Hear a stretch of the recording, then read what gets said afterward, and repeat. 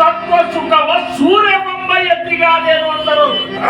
ಪರಮಾರ್ಥದ ತತ್ವದ ಆನಂದವನ್ನ ಸೂರ್ಯ ಮಾಡಬೇಕು ಅಂದ್ರ ಇಷ್ಟೊಂದು ಮನಸ್ಸಿನಾಗನ್ನ ಪೂರ್ಣ ನಮ್ಮನ್ನು ನಾವು ಅದ್ರಾಗ ತೊಡಗಿಸ್ಕೋಬೇಕಂದ್ರ ಈಗೇನ್ ನೀವು ಗೊತ್ತಿರ್ತಿರಲ್ಲ, ಈಗ ಹೇಳುವಂತ ತತ್ವ ವಿಚಾರಗಳನ್ನಾಗ್ಲಿ ಮಹಾತ್ಮರ ಒಂದು ಜೀವನದ ಒಂದು ಘಟನೆಯನ್ನಾಗ್ಲಿ ಇಷ್ಟು ನೀವು ಅದ್ರಾಗ ಮರಿಬೇಕಂದ್ರೆ ಎಷ್ಟು ಮರಿಬೇಕಂದ್ರೆ ನೀವು ಇಲ್ಲಿ ಕೂತಿರನ್ನುವಂತದ್ದು ಮರಿ, ಇಲ್ಲಿ ಕೂತಿರಂತ ಮರಿಬೇಕು. ನೀವು ಇಲ್ಲಿ ಕೂತಿರಂತ ಎಲ್ಲಿ ತನಕ ನಿಮ್ ತಲೆಯಾಗಲ್ಲ ಅಲ್ಲಿ ತನಕ ನೀವು ಕೂತಿರ್ತೀರಿ. ಖರೆ ನಿಮ್ಮ ಮನಸ್ಸ ಜಮಖಂಡಿ ತುಂಬಾ ಅಡ್ಡಾಡ್ತಿರ್ತದೆ. ಒಪ್ಪಾದ ಕುಮಾರಿ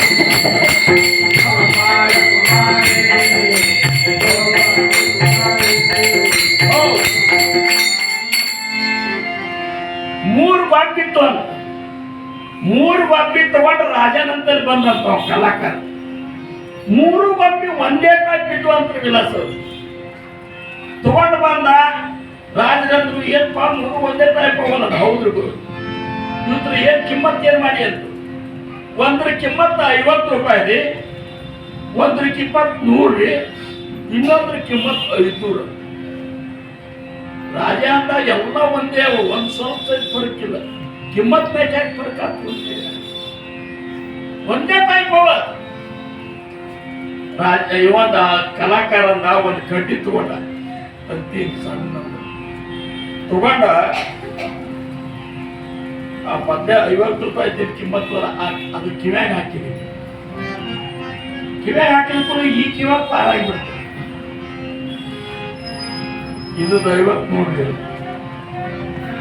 ಮತ್ತೊಂದು ಗೊಂಬಿ ಕಿವ್ಯಾಗ ಹಾಕಿದ, ಅದು ಕಿವ್ಯಾಗ ಹಾಕಿದ್ದು ಬಾಯಾಗ ಬಂತು. ಇದು 100 ರೂಪಾಯಿ ನೋಡ್ರಿ. ಇನ್ನೊಂದು ಗೊಂಬಿ ಕಿವ್ಯಾಗ ಹಾಕಿದ್ರು ಕೂಡ ಪೂರ್ಣ ಒಳಗೆ ಹೋಗ್ತು. ಇದಕ್ಕೆ 500. ಹಿಂಗ್ಯಾಕೋ ಈಗ ಮಹಾತ್ಮರು ಹೇಳಿದಂತ ಮಾತುಗಳನ್ನು ಈ ಕಡೆ ಕೇಳಿ ಈ ಕಡೆ ಬಿಡು ಬಂದಿದ್ದಲ್ಲ.